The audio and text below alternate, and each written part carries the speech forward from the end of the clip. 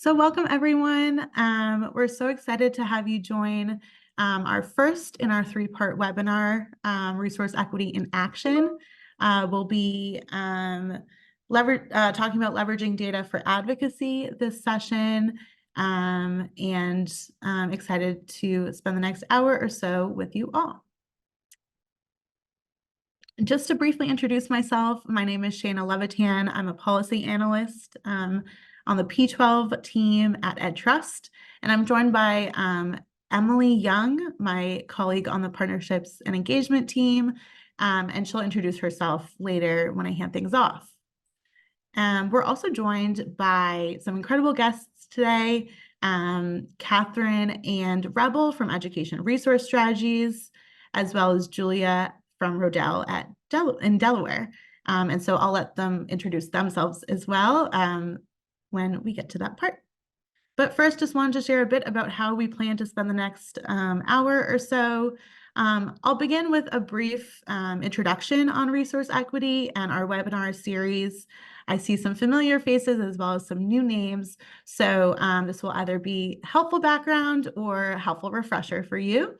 And then I'll hand things over to Education Resource Strategies to Catherine and Rodel to talk about the brand new diagnostic blueprints as part of the Alliance for Resource Equity Toolkit.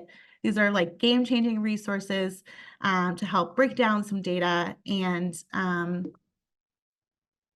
help us understand how to leverage it for advocacy. Then we'll have some time for Q&A, and then transition to a conversation between Emily and Julia about what this might look like on the ground, using data to inform state-based advocacy in Delaware. Then we'll have some Q&A and wrap up. And so if you want to take a moment to launch the poll, Nicholas, that'd be really helpful. Okay, so as you can see, folks on the line are comfortable with data, but there's always, some room to improve here, especially because we know that data is so important to keeping students and their families central in our advocacy efforts. But it can be a little daunting at times, admittedly. And so I think that where else to start than to talk about data? And then that there are some significant stumbling blocks for us all in terms of leveraging data for advocacy. So our objectives here are to understand what data needs to be collected in order to understand the state of resource equity in your community, and then how to begin analyzing that data, some likely drivers behind inequitable school funding allocations. We hope that you'll hear some multiple examples of how to use data to inform your own advocacy efforts, and then how to avoid those common pitfalls that you shared out a few of.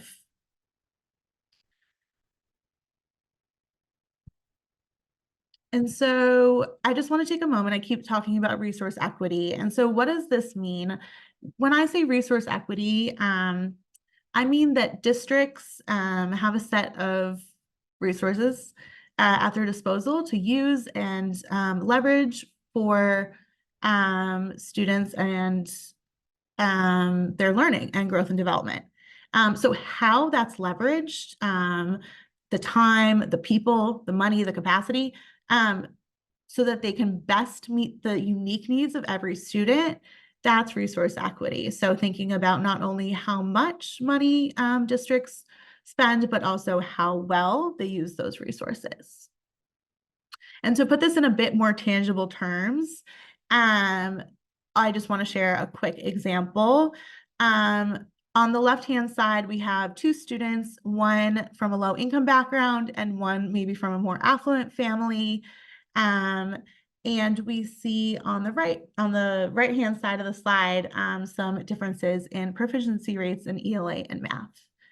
And so in order to address this, if we look at funding alone, it actually looks like the student attending a low-income, higher proportion of students from low-income background school is getting slightly more funding and has more site-based staff.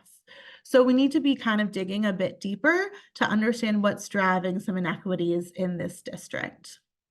And so here are three elements that we can look at to begin. because it's not quite clear just looking at funding. So the first is teaching quality and diversity. We know that novice teachers are more likely or to be growing in their first several years and are less effective in those 2 years or so years. And that we know that novice teachers are more likely to be distributed in schools with higher proportions of students of color and students from low-income backgrounds. We also know that teachers of color how likely or often holds higher expectations of students, and especially students of color, and might lead to better or stronger demonstrations of achievement. But we see in this example that the student attending this top school has twice as likely a chance or classes with a novice teacher as compared to 1 of 7 classes with a novice teacher. When we think about school leadership quality, we know that leaders set the tone for the school environment and also help make sure that initiatives are implemented with fidelity and according to best practice. The student attending a school, the above school, is at a greater likelihood to have a novice principal as compared to their more affluent peer. And then when we think about the instruction and the curriculum that students receive, we know that high quality instructional materials, access to rigorous coursework, and curriculum that's aligned to state standards is incredibly important. And so when we think about access to advanced and rigorous coursework, the student from the low-income background, that school has significantly less students enrolled in advanced math. So it's important to kind of understand these other dimensions that are driving school experiences. And so how do we make sense of like all of those different moving parts? EdTrust, in partnership with Education Resource Strategies, developed the Alliance for Resource Equity. And so the Alliance for Resource Equity includes a framework that lays out 10 dimensions of resource equity, as you can see here, that provides a foundation for understanding the key elements for a more equitable school experiences for all children. And the framework is intended to allow advocates and district leaders to identify and then home in on the right combination of supports to meet every child's unique needs at the right time, so that schools and communities can be working together to meet the needs of all children. And then in addition to the framework, we have a really robust toolkit. We don't have nearly enough time to go through all of the different component parts.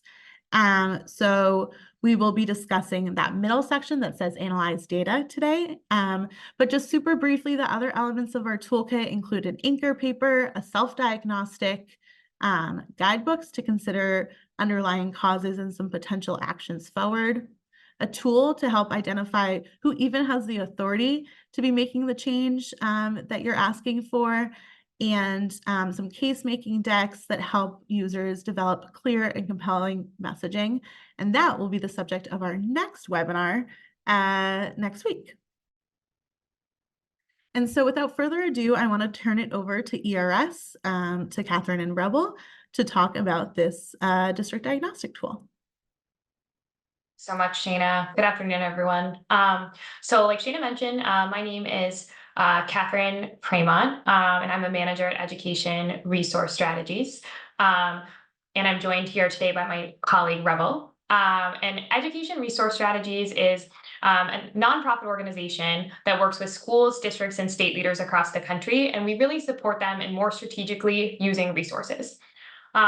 And in addition to working with schools, districts, and state leaders, we also partner with other organizations, including EdTrust, like we do with our Alliance for Resource Equity, which is really what we're going to be talking about today. Next slide, please.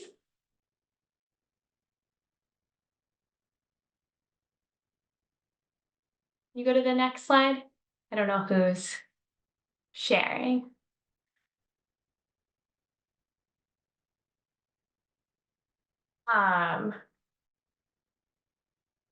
Emily or Shana, sorry, do you mind? Yes. Yes. Right now, sorry. That's okay.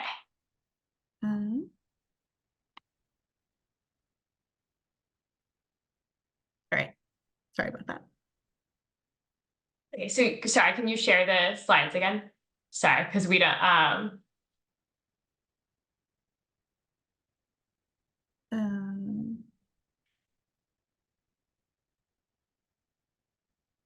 Yeah. sorry, everyone. You'd think after 4 years of hybrid, we'd all be used to it, you know? But there's always tricky challenges. Okay, thank you. Great. So our ARE toolkit, like Shana mentioned, is really designed to support education leaders in promoting resource equity in their systems and communities. And as Shana also mentioned, we're really excited today to talk to you about some new resource we've developed to really enhance that support. So, like I mentioned, at ERS, we work with like a lot of district leaders, school leaders, state education leaders, many of whom have been using our ARE framework and resources for a number of years now. And some of the feedback that we've consistently gotten, particularly from school and district leaders, is that they're looking for a little bit more support in applying the ARE framework to their contexts in a more tangible way, specifically around like what data they can use to be able to more concretely demonstrate what resource equity looks like across their system. A lot of these education systems are collecting and providing so much data, but they really want more support in understanding like what's the best data, what's the clearest story I can tell about resource equity to move the needle in my system. And so we developed these new resources to help with exactly that, supporting leaders in conducting resource equity analyses and visualizing their results. Even though these resources were inspired by like a district leader and school leader use case, we are really excited about these resources because we think that they can be used by a variety of actors in the education space because data is such a powerful tool for illustrating the effects and implications of resource inequity, regardless of what your particular seat is at the table within the education reform space. And so, for example, in addition to testing these tools with district leaders, we've already started to pilot use for these tools with state leaders as well, and helping them think about the way they want to shape their resource allocation review systems in their states. And so now that we've given you more of an explanation of like what these tools are and why we decided to develop them, we want to spend a little bit more time walking you through what is in each of them so you can get a sense of how you could use them in your own practice. Next slide, please. So when we're talking about these new tools to support education leaders in using analytics to demonstrate resource equity, we're really talking about two different types of resources. One are these diagnostic blueprints, like you'll see on the left, and the other are these do-it-yourself analysis tools. Both of these resources are highlighting a few analyses that can be conducted to help illustrate what resource equity looks like for each of the 10 dimensions. When I say analyses, what I really mean is different ways of looking at things like per pupil spending, staffing breakdowns, student course enrollment patterns across education systems. Now, when our team was putting these tools together, we were really thinking about how we could make analyzing data feel less daunting. And so we were thinking about like how we could highlight like which analyses that are like really simple, but also really compelling. And also even more importantly, like what analyses could be done based off of data that most people already have access to. And so that's really what we had in mind when we were putting together these resources, like what can be done simply and how can we explain it in a really user-friendly way. And so for some of these analyses that we lay out in these tools that we'll explain more in a minute, like our team was even able to conduct some of this without ever like meeting any of these districts or states. We were just pulling the data off of existing state websites, which we think is really exciting and opens up these resources for an even broader use case across a variety of audiences. So these two tools are designed to walk you through how to do those analyses. You start with these diagnostic blueprints on the left. There's one of these for each of the 10 dimensions, and it'll walk you through like what these analyses are, like key questions to help you understand what implications you could glean from doing those analyses, and like gives you some background context that you would need to be able to do this analysis with your own data. Once you've read through these diagnostic blueprints and have a better understanding of like what these analyses are, how you could use them, then you can use these do-it-yourself analysis tools, which are like downloadable Excel templates that are designed for district, state, or any education leaders to just paste their data right in them and then be able to analyze it within the document. And it walks you through every step of the process along the way to really make it user-friendly.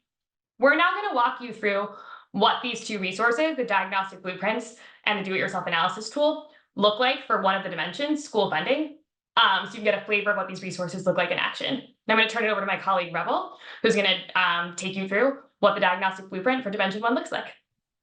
Thank you, Catherine. Hi, everyone. My name is Rebel, and I'm an associate at ERS. So I'll be taking us through a few slides of the Dimension 1 school funding blueprint. So if we could move to the next slide, that would be great. Perfect, thank you. So each of these blueprints has a few key parts. Catherine already briefly overviewed them. They start with key questions for the dimension that the analyses help to answer. Then the blueprint takes the user through different resource equity analyses using a sample district. It includes insights that the district might draw from each analysis as well. Not only does the blueprint include analyses, but it has slides with helpful context and background information that can support users in making meaning of their data. And lastly, each blueprint closes with next steps, pointing the user toward the analysis tools and other ARE resources. So let's take a look at the first Dimension 1 slide. If we can move forward one slide. Perfect, thanks. So we can see the key question for Dimension 1 here. Does the funding system distribute adequate funding based on student needs and enable flexible use of funds in ways that are clearly understood? Next, we will look at an analysis that helps the user start to answer this question. Next slide, please. Okay, this is an example of one of the slides that shows the different resource equity analyses for each dimension. Each analysis slide includes a visualization that you can see here, and also insights drawn from the example district's data. This data from what we are calling District X in the blueprints. As Catherine mentioned, the role of advocates might be conducting these analyses with publicly available data or sharing this resource with district leaders and encouraging them to analyze their system's resource use. Let's look at this example in a little bit more depth. From analyzing school reported per pupil funding by school level as shown here, District X learned that elementary schools in the district were receiving more funding than middle and high schools. They also discovered significant variation within school levels, with the highest funded elementary school receiving nearly twice as much funding as the lowest funded elementary school. Next, the blueprint overviews factors that could be driving this variation in funding. Next slide, please. So this is an example of how blueprints provide important context to support users in making meaning of the analyses. Here, the blueprint overviews common drivers of variation in school funding, like school size and student need. We're going to switch next to looking at the analyses tools, since these tools will help users actually conduct the analyses, including the one you saw previously. Next slide, please. Thank you. Before I share my screen to show you the analysis tool, just want to do a quick overview. So each analysis tool has 4 main components that help users input and analyze their data. These main components that you will see shortly are an introduction tab, data overview tabs, tabs for inputting data, and then lastly, data analysis tabs. So here I'm going to switch to sharing my screen where I'll show you what the Dimension 1 and 9 analysis tool looks like. Thank you. Okay, Catherine, can you see my screen? Yes, great. Okay, so now you can see the different components of the tool. So right now we're looking at the intro tab of the analysis tool. The intro tab, as you might be able to see, provides context on what the tool includes and how to navigate the tool. The data tab, which sits next to the intro tab, provides instruction for how to prep the data for input. And after following instructions on prepping the data, users copy and paste their data into these yellow tabs: school data, finance data, and facilities data. Once the data has been pasted in, charts for each analysis auto-populate in the analysis tabs, which here are blue and purple tabs to distinguish the 2 different dimensions that this tool includes. I've copied and pasted some fake district data to show you how user-friendly the tool is. So let's take a look at that now briefly. So here we're looking at the school data tab, where you can see the fake district data pasted into the yellow rows. If you scroll to the right, you'll see different data fields have automatically calculated in gray based on that data that we inputted. Now let's look at the analysis tabs.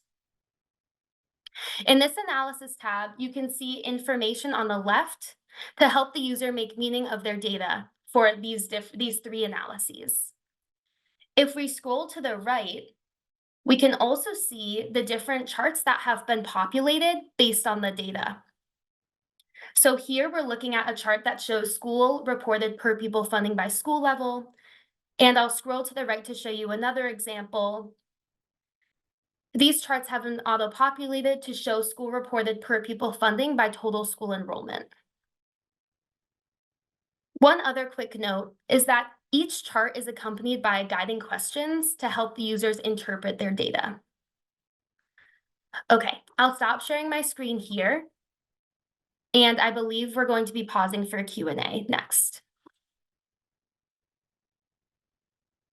Awesome. Thank you so much, Catherine and Rodel. I think this is such an exciting tool, and we're so excited to be partnering with you guys on it. I really think it's going to change the game for ways that advocates, both local, state, and even national, can look at data and use it to inform their advocacy. As my colleague Shana mentioned, hi all, I'm Emily Young. I'm an associate here at the Education Trust for Advocacy and Engagement. And we're going to open it up now for a little bit of Q&A. So please feel free to either raise your hand or put your question in the chat. But our first question is from Mary Kavari. I hope I'm pronouncing that right, which is really just about how available this data is. How easy is it for advocates to be able to access district data? And if I can add a little bit onto that question, what should they do if it isn't as easy? Yeah.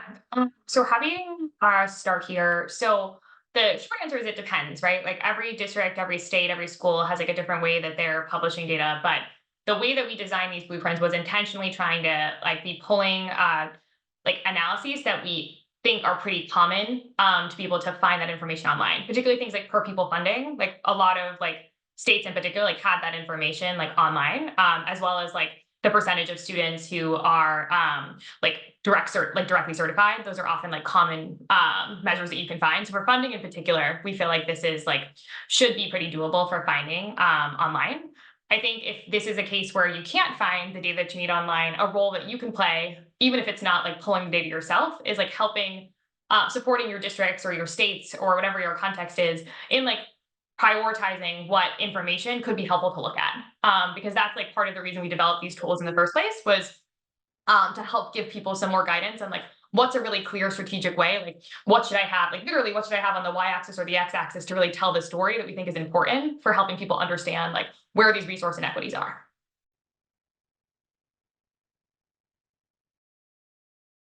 Totally, yeah. Not just what data is available, but also what data is most important at what time. That can be really hard to find. So really appreciate that. We have another question from Chris Nordstrom in North Carolina. Do you guys have any knowledge about where you might be able to find data on the number of students with disabilities or number of ELL, English language learner students? The suppression rules are obviously in place for like privacy reasons, right? So I think like outside of like directly reaching out to like the specific schools and districts, that might be a little bit harder to source when you're getting into like such tiny numbers with like smaller districts. But like often like those like higher level percentage informations like at the district level are like available regardless. So one way of thinking about this might be like for some of these analyses, like maybe you can get the publicly available data at the district level, but not at the school level. But maybe you could use that as a jumping off point for like being like, hey, like we looked at this for your district, we're seeing this pattern. You might want to look at this like at the individual school level based on what we've been able to highlight from the data that we were able to pull online. Gotcha, definitely. So being that partner with the school district to be able to help them pull the data that you need and that they need to be able to make informed decisions about equity. Totally. Well, feel free to keep posting your questions in the chat. While we wait for others, I'm going to take prerogative and ask my question of my own because I always have some. So I know in the slide that you were presenting earlier, Rebel, you were talking a little bit about variation, specifically as it relates to funding, and how variation is not always a bad thing, right? Variation can be okay, but it has to be strategic. So I'm wondering if you guys can talk a little bit about how advocates might be able to determine using data whether, you know, variations in resource allocation is something that's strategic or if it's something that could be a problem that needs to be addressed.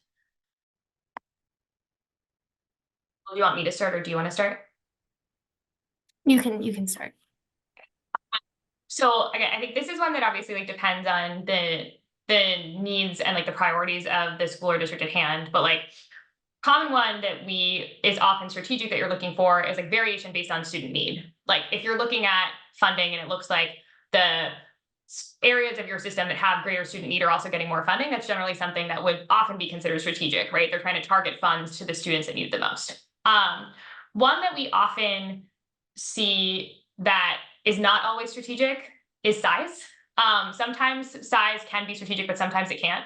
Because if you think about fixed costs, there are certain costs that are the same no matter how big the school is, like often like maintenance costs, or like there always has to be at least like one administrator, like things like that. And so like it looks like there might be higher per pupil funding in a small school versus a larger school, but it just has to do with like the fixed costs and like how those are distributed across fewer students. And so that's often an area to look at to think about like, is this distributed in a way that's most strategic? And then like something else to think about that we often see, which is an area to look at, is like different school types.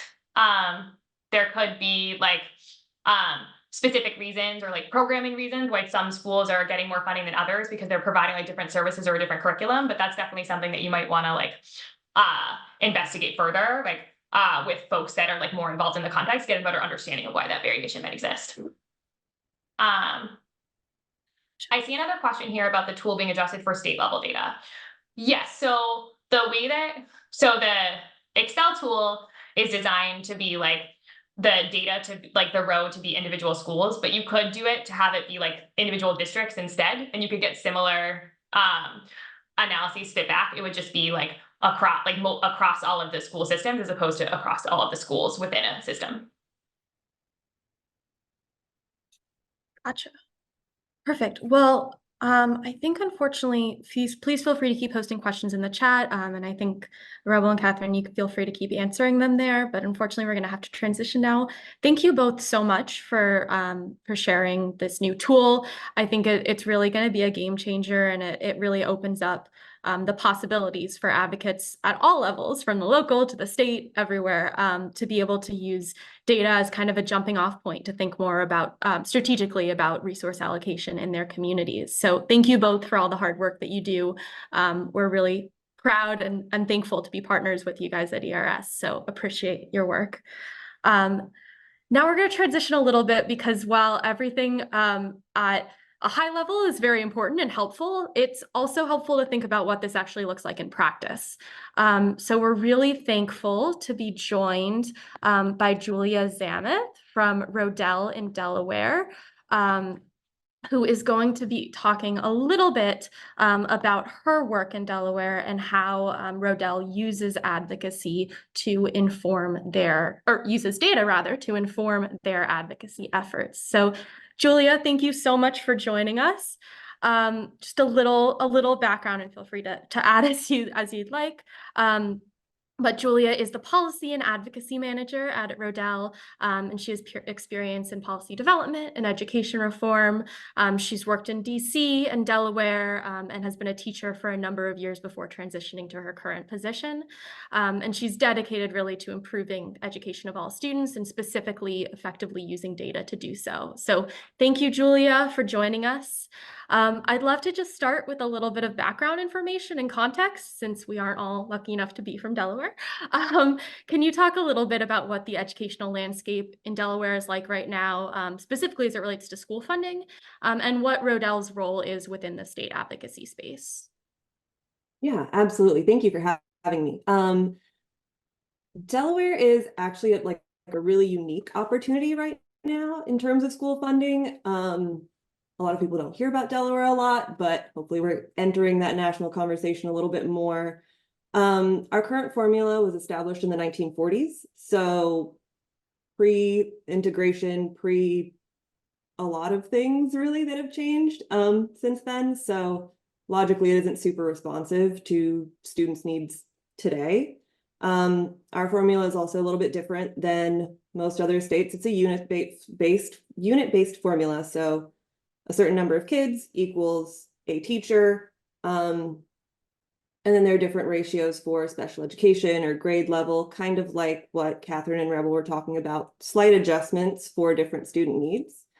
But not quite what we would want to see to actually meet those student needs. So we are at a really strategic place, especially for leveraging data. Because the current system has been in place for so long, people don't really know what other options can look like, and using data to model those out or to show where the gaps are currently has been super helpful for us. A little bit about Rodel and kind of our position in the space. We're an education policy nonprofit working specifically in Delaware.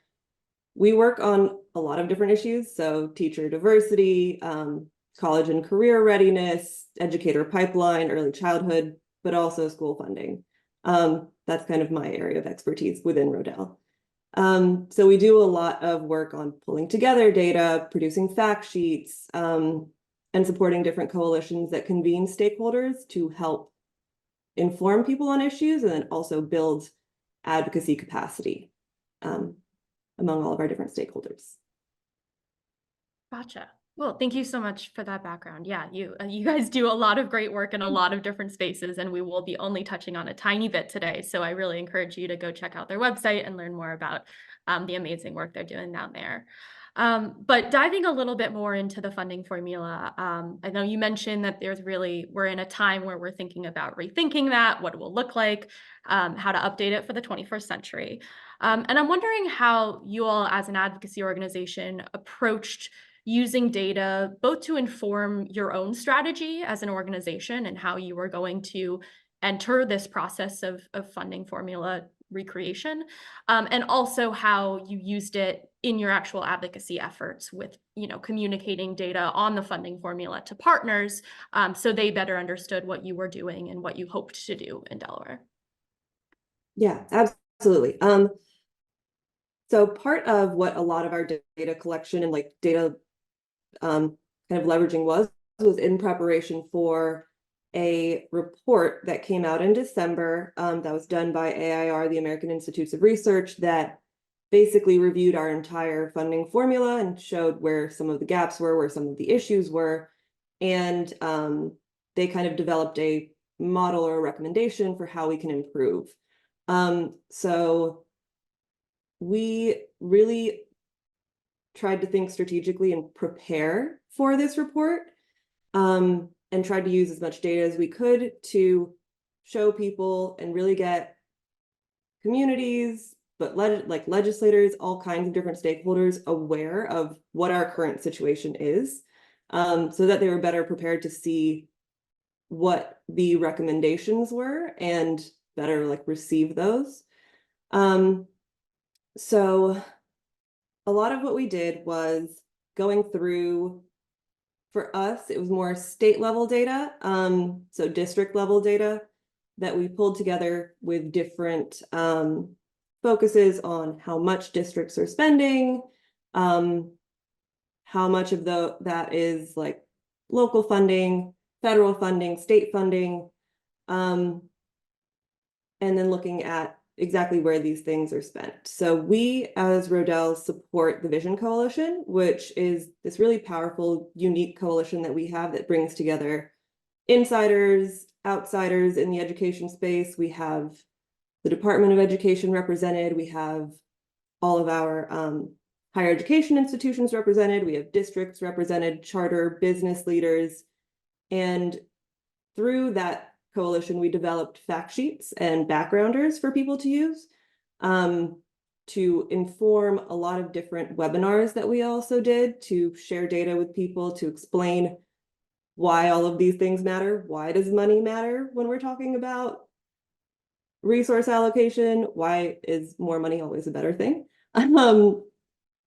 How different states fund students with special student populations, so low-income students, students who are multilingual learners, students with disabilities, all of those different things, to show people what the options are.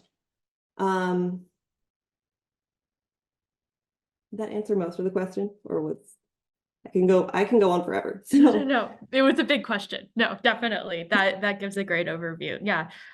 So using it really to both define where the state is today and where you hope to go moving forward. Both of those pieces are important. Definitely. And that coalition, I mean, it's unique that you get all those people in the same room at the same time. So it's very, very impressive that you're able to do that.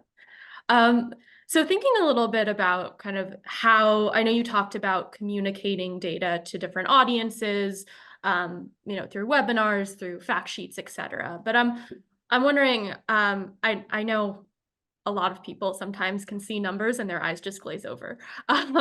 So I'm wondering what you do as an organization or you personally to kind of effectively communicate data points to your audience to make sure that they elicit the change that you want. And also, I'm wondering if your strategies for doing that kind of changes depending on the population that you're talking to, whether it's just general individuals out in the field, or it's a school board, or it's the State Board of Ed. Wondering if you could just talk a little bit about that. Yeah, definitely. I think, like you said, a lot of people, when they see a whole bunch of numbers, they just kind of get overwhelmed really quickly. So I think one of the main things that we try to do is identify those key pieces that'll really resonate with kind of just the average person. So definitely not like overwhelming people with every single data point we have. I think as people who are in this work every day, it's easy to think every single data point is super important and everyone should know everything.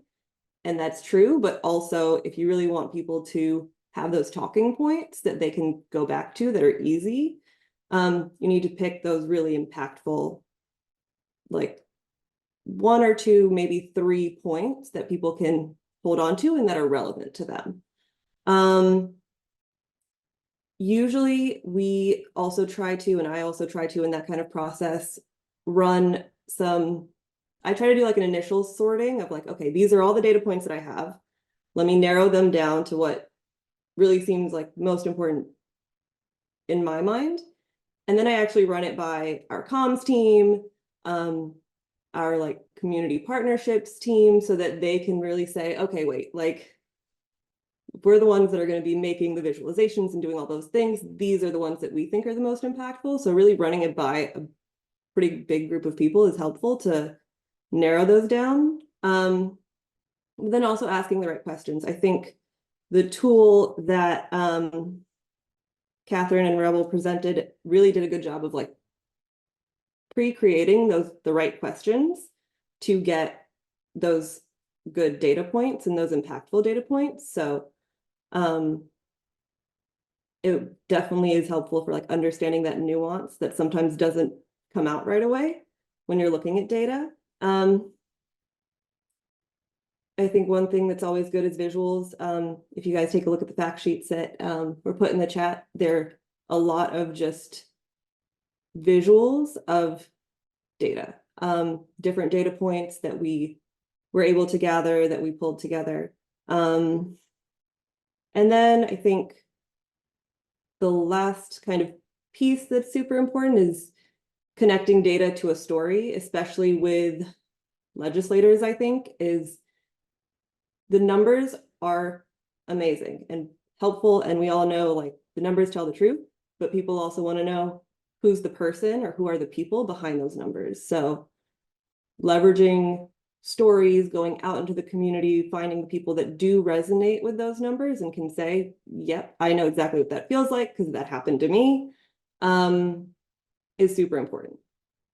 As far as changing communication for different audiences, usually we find that if the visualization or the presentation is done well, you don't have to change it too much.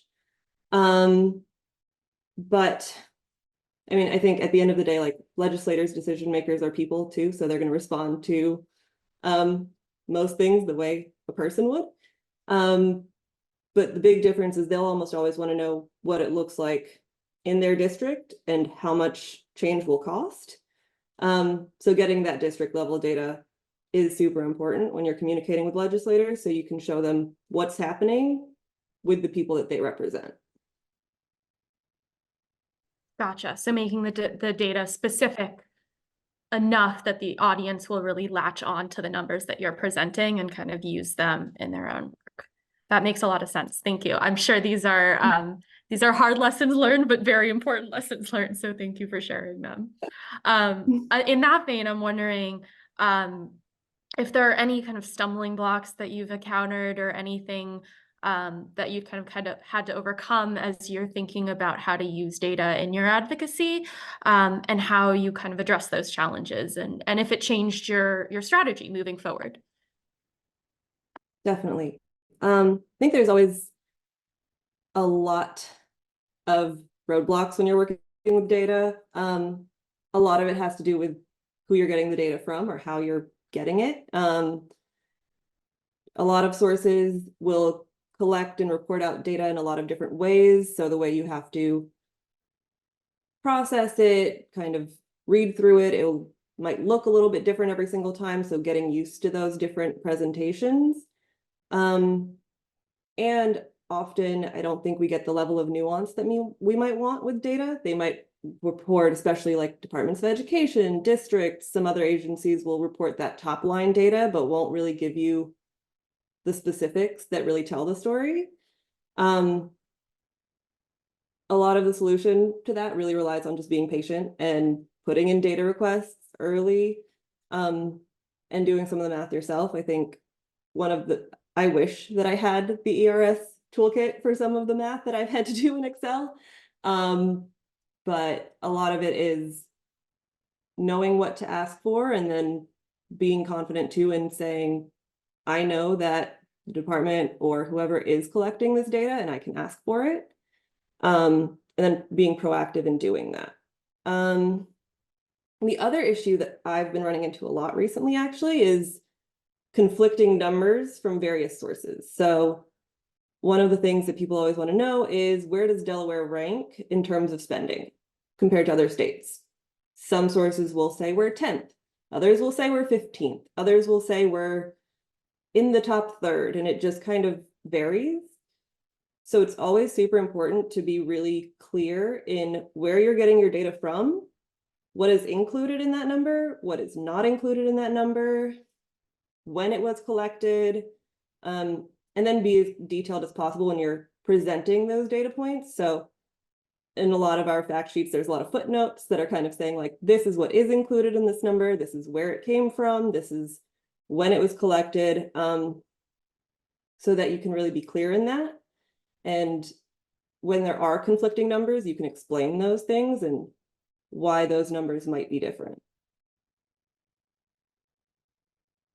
Gotcha. Yeah, that makes a sense. Focusing on well, also being able to back up your data, but also focusing on the what the data represents rather than just the number, so that you can kind of show those nuances. Definitely. Before we open up for questions from the audience, which encourage people to post those in the chat if you have them, would love to just know where you think people should start as they're trying to incorporate data into their advocacy efforts, or into their strategy creation for their advocacy efforts. Yeah, definitely. I think most of us use data even if we don't necessarily think that we're like using fancy data. Anytime that you're including any of those numbers or even qualitative data, stories are data too, just in a different way. And I think in order to really incorporate data effectively, knowing the story you're trying to tell and that end goal is super important to then think about, kind of backwards map what data points illustrate that point the best. So for example, in one of our fact sheets, we were thinking about how do we show, in like the key takeaways fact sheet, we were thinking about how to show every single district that if we were to do a funding reform and if we were to change our funding formula, there wouldn't be any losers in this situation. A lot of districts were concerned about losing money or getting money taken away. So thinking about, okay, let's pull from the report showing like just a district by district bar chart of how much would you actually gain from this? Just to show super clearly and visually, nobody's going to lose out. So I think getting the story and the end goal and then backwards mapping those data points and then sorting that out to figure out the most impactful things is a really good place to start. I also think that starting small sometimes is the best way to go, within having like 1 or 2 really strong data points that people resonate with before tackling like big complicated data sets that require a lot more nuance or math. And then I think the last one is just knowing like you don't have to source the data yourself. You don't have to go out there and collect these numbers and ask people the questions and all those things. Pulling from like Catherine and Rebel mentioned, just stuff that's already available. There's stuff out there that you can just pull from and kind of sort out and then present out in a way that people can understand. A lot of what we do at Rodel is pulling stuff that's publicly available, but not organized in a really good way for people to understand, and just putting it in one place. And I think that's been super effective for us when we're leveraging data in our advocacy. Yeah, definitely. People don't have to feel like this is a huge data project they have to undertake. You can start small, you can communicate numbers in ways that you know will be impactful for your audience, even if they already exist out there in the world, but just aren't being told in the right way. I think that makes a lot of sense. Thank you, Julia. Really appreciate your insights here. I'm gonna open it up now because I've been talking a lot and Julia has been talking a lot, and would love to hear from the audience if there are any questions for her.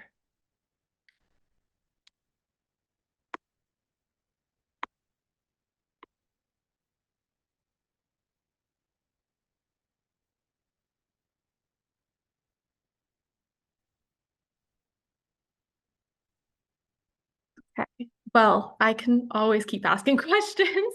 Unless people have any, please feel free to post in the chat.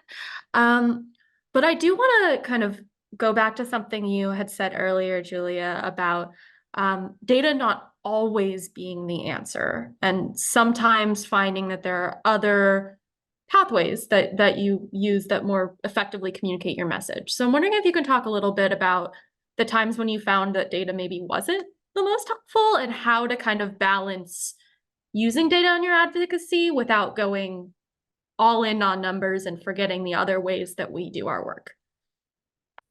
Yeah. I think the example that illustrates this best isn't actually in school funding. It's in our early childhood work, which is also related to getting more funding for early childhood, but not the K-12 funding formula. We've been collecting data for early childhood for years now, and we've been trying to show this is, 1 in 7 kids in Delaware have access to like state subsidized care.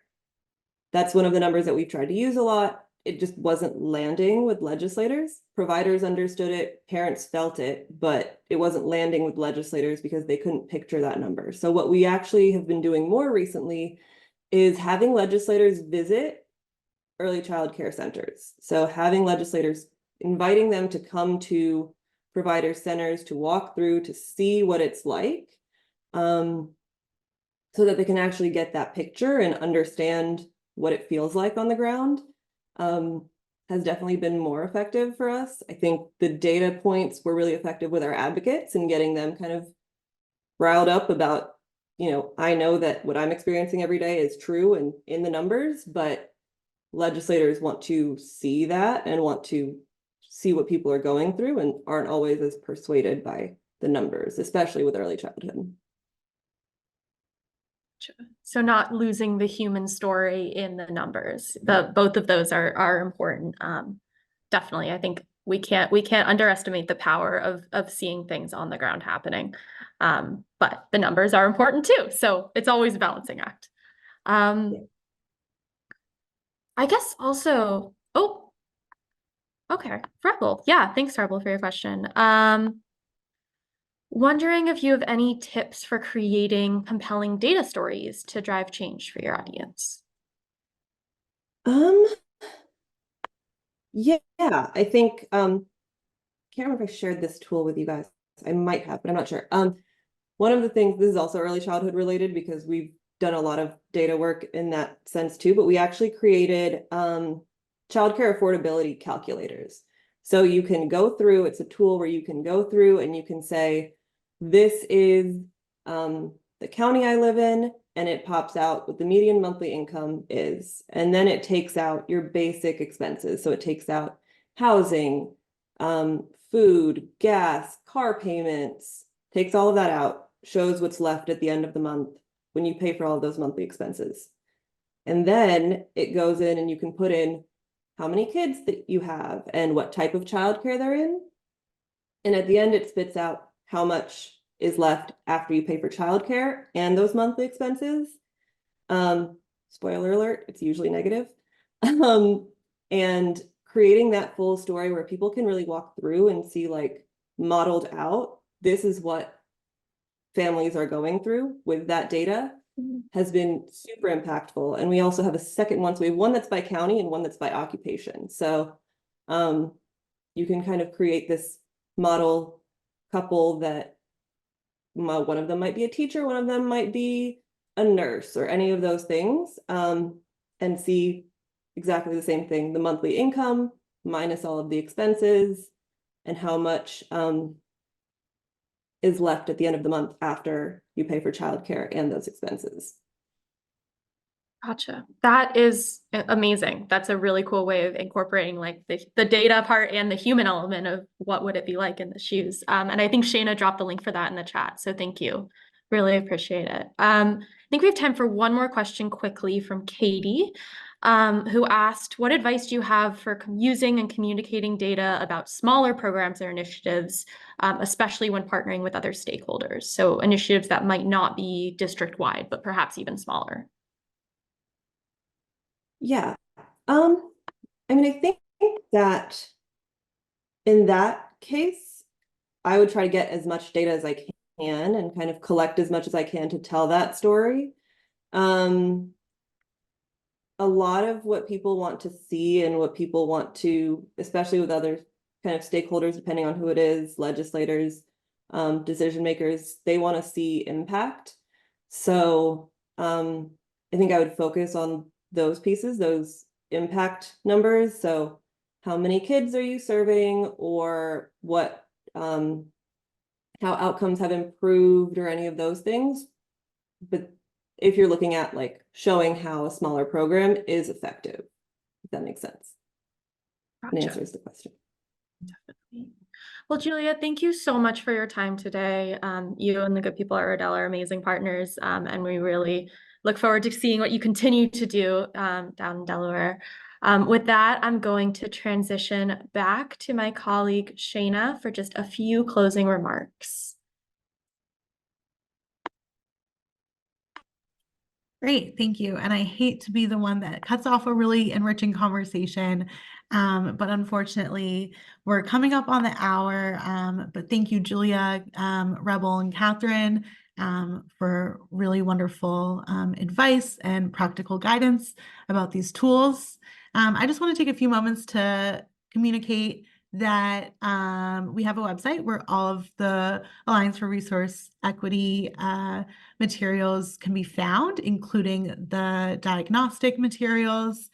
We also have a monthly newsletter that announces releases of tools, as well as other resources and events like today's. And we also have 2 more upcoming webinars, same day and time for the next 2 Wednesdays. We'll be discussing developing a message really apropos to that last or second to last question around data stories and communicating data and storytelling together.